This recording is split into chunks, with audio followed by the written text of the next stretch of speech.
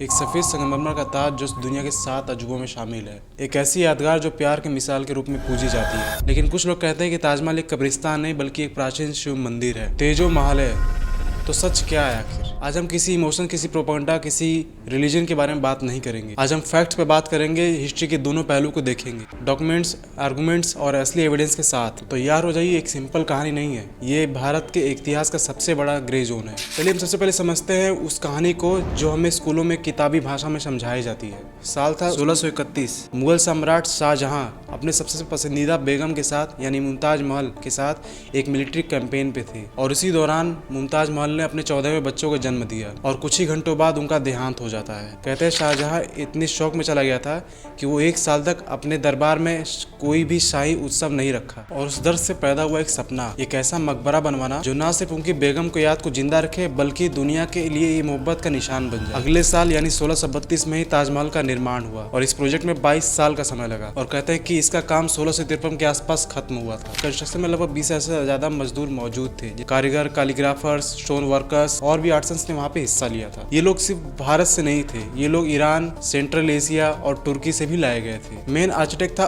उस्ताद अहमद लाहौरी जो Persian origin का माना जाता है और मुगल आर्किटेक्चर का एक मशहूर नाम भी है। जब हम कॉस्ट की बात करते हैं तो इस ताजमहल को बनाने में लगभग अनुमान उस वक्त के हिसाब से लगाया जाए लगभग 32 मिलियन रुपीस खर्च हुए थे। अब बात करें डिजाइन की तो ताजमहल का आर्किटेक्चर इस्लामिक पर्शियन स्टाइल में है। इसमें 4 बाग लेआउट यूज किया गया है जो एक ट्रेडिशनल इस्लामिक गार्डन लेआउट होता है। इसमें 4 हिस्सों में बगीचे को बांटा जाता है। उसके बीच में एक मैसिव व्हाइट मार्बल का डोम जिसे लोग ओनियन डोम भी कहते हैं और चारों तरफ से उसको 4 माइनरेट्स गार्ड्स कहते हैं। एक और खासियत, इस पूरे स्ट्रक्चर में आपको कैलीग्राफिक और जियोमेट्रिक पैटर्न्स और फ्लोरल मोटिव्स मिलेगा जिसे इस्लामिक आर्ट का सिग्नेचर माना जाता है और इसी वजह से ताजमहल को 1983 में यूनेस्को वर्ल्ड हेरिटेज साइट का स्टेटस मिला। एएसआई भी इस मॉन्यूमेंट को मुगल इरा का ही ऑफिशियल डॉक्यूमेंटेड स्ट्रक्चर मानता है जिसका बेस शाहजहां का हुक्म और मुगल कोर्ट्स के रिकॉर्ड्स में है। आप समझते हैं मेन कंट्रोवर्शियल थ्योरी जिसे मेन स्ट्रीम हिस्ट्री रिजेक्ट करती है, तेजो महल है।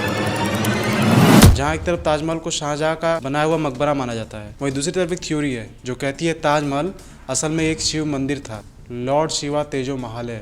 इस थ्योरी के सबसे बड़े प्रमुख प्रचारक थे पीएन ओक, एक इंडिपेंडेंट हिस्टोरियन जिन्होंने 1989 में एक किताब लिखी। उस किताब का नाम था Taj Mahal the true story. P N Oak के मुताबिक ताजमहल एक एंशिएंट हिंदू स्ट्रक्चर था जिसका असली नाम था तेजो महल है, जिसे शाहजहां ने लेटर सीज करके मुमताज महल के लिए एक मकबरा बना दिया। पीएन ओक का कहना है कि तेज का मतलब होता है प्रकाश और महल का मतलब होता है एबोर्ड, मतलब द एबोर्ड ऑफ लाइट यानी एक शिव मंदिर। इन्होंने कुछ मेजर पॉइंट्स उठाते हैं जो इस थ्योरी को सपोर्ट करते हैं। सबसे पहली बात, आर्किटेक्चर जो है वो हिंदू स्टाइल का लगता है। ताजमहल के कुछ आर्किटेक्चरल एलिमेंट्स इस्लामिक से ज्यादा हिंदू टेम्पल्स जैसे दिखते हैं, जैसे कि सेंट्रल डोम का सिकरा स्टाइल शेप, त्रिशूल शेप्ड मोटिव्स, फ्लोरिंग पैटर्न्स जो हिंदू मंदिरों जैसे लगते हैं और गौशाला जैसे छोटी चैम्बर्स जो इस्लामिक डिजाइन में नहीं मिलती है। ताजमहल के बेसमेंट में 22 सील किए हुए रूम है जिसे एएसआई ने बंद करके रखा हुआ है। पीएन रॉक और उनके सपोर्टर्स कहते हैं कि उन रूम्स में हिंदू स्कल्पचर्स, कैर्विंग्स और शिवलिंग हो सकते हैं, लेकिन कभी उन्हें पब्लिक एक्सेस नहीं दिया गया। पीएन ओक का कहना था कि महल एक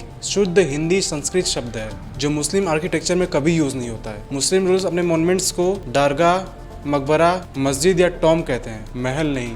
एक और पॉइंट जो पीएन ओक ने उठाया, ताजमहल के कंस्ट्रक्शन के कंटेम्प्रोरी मुगल डॉक्यूमेंट्स जैसे बादशाहनामा में स्ट्रक्चर का डिटेल्स मेंशन नहीं है। उन्होंने क्लेम किया या तो ये डॉक्यूमेंट्स एडिट किए हुए हैं या तो जो हमें दिखाया जा रहा है वो इनकम्प्लीट है। पीएन ओक ने यह भी मेंशन किया था कि ब्रिटिश लाइब्रेरी के कुछ 17वीं सेंचुरी के मैप्स के आगरा में ताज बिल्डिंग का मेंशन प्री शाहजहां इरा से मिलता है। पीएन ओक के मुताबिक ये प्रूफ था कि ताजमहल पहले से ही मौजूद था और शाहजहां ने सिर्फ रेनोवेशन किया। चलिए अब देखते हैं कि हिस्टोरियंस और गवर्नमेंट अथॉरिटीज इस थ्योरी के बारे में क्या कहते हैं। जहां पीएन ओक और उनके सपोर्टर्स कहते हैं कि ताजमहल पहले एक शिव मंदिर था, वहीं ऑफिशियल हिस्टोरियंस और आर्कियोलॉजिकल बॉडीज ने इस थ्योरी को बार बार रिजेक्ट किया।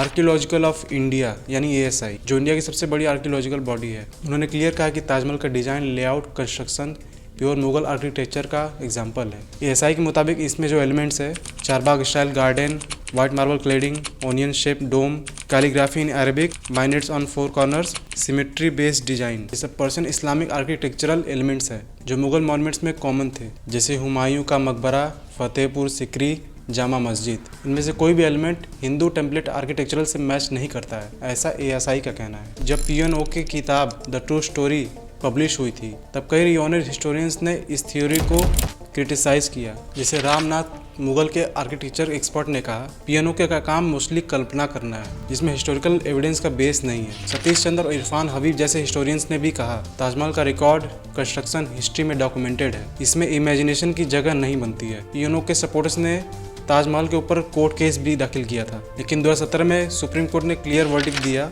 हिस्ट्री का फैसला कोर्ट नहीं करेगा, ये हिस्टोरियंस और एकेडमिक रिसर्चर्स के डोमेन है। इसका मतलब ये था कि कोर्ट साइंटिफिक और आर्कियोलॉजिकल एक्सपर्ट के बिना कोई नया कंक्लूजन नहीं दे सकता। 2022 में एक और पिटीशन फाइल हुई थी जिसमें डिमांड की गई थी कि ताजमहल के 22 सील रूम को खोला जाए ताकि पता लगाया जा सके कि रूम के अंदर हिंदू सिंबल्स या मूर्तियां हैं, लेकिन आगरा कोर्ट ने उस पिटीशन को रिजेक्ट कर दिया। कोर्ट ने कहा कि ये रूम सीलेड है साइंटिफिक प्रिजर्वेशन के पर्पज से, ना कि किसी रिलीजियस या पॉलिटिकल रीजन से। एएसआई ने कोर्ट को यह भी बताया कि अंदर कोई हिंदू आर्टिफैक्ट्स या एविडेंस नहीं मिला और रूम्स को ओपन करना प्रिजर्वेशन प्रोटोकॉल्स के खिलाफ होगा। तो लोग सवाल उठाते कि जब इस्लामिक टॉम था तो इसे ताजमहल क्यों कहा गया। ये एक लैंग्वेज गैप जरूर दिखता है जो कंफ्यूजन बढ़ाता है। मुगल एम्पायर के टाइम पर कई मंदिर को तोड़कर स्ट्रक्चर बनाए गए, हिस्टोरिकल प्रेसिडेंट भी एग्जिस्ट करती है। इतिहास में हमें ऐसे कई एग्जाम्पल्स दिखते हैं जहाँ मुगल एम्पायर ने एग्जिस्टिंग मंदिरों को तोड़कर वहाँ या तो मस्जिद बनाया या तो टॉम बनाया, जैसे मथुरा में कृष्ण जन्मभूमि या बनारस में काशी विश्वनाथ मंदिर के ऊपर ज्ञानोपी मस्जिद।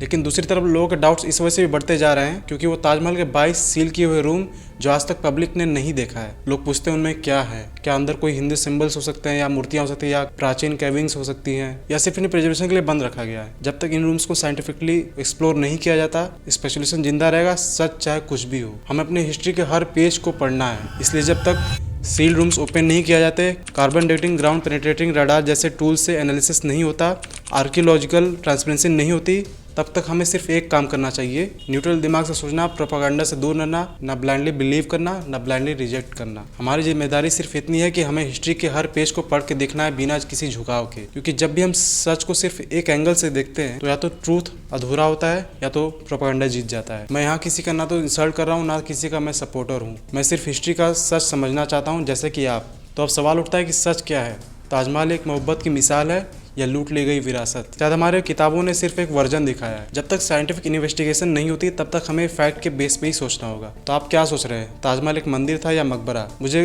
रिस्पेक्टफुली कमेंट करके जरूर ओपिनियन दे अपना। और अगर आप चाहते हैं कि मैं ऐसे ही आपके लिए deep research hidden history topics cover करूं तो सब्सक्राइब करिए मेरे चैनल को और शेयर कीजिए इस वीडियो को अपने दोस्तों के साथ ताकि ये तेजो महालय का असली सच वो भी जान सके। तो दोस्तों मिलते हैं अगले एक नए वीडियो में, तब तक ले जय हिंद।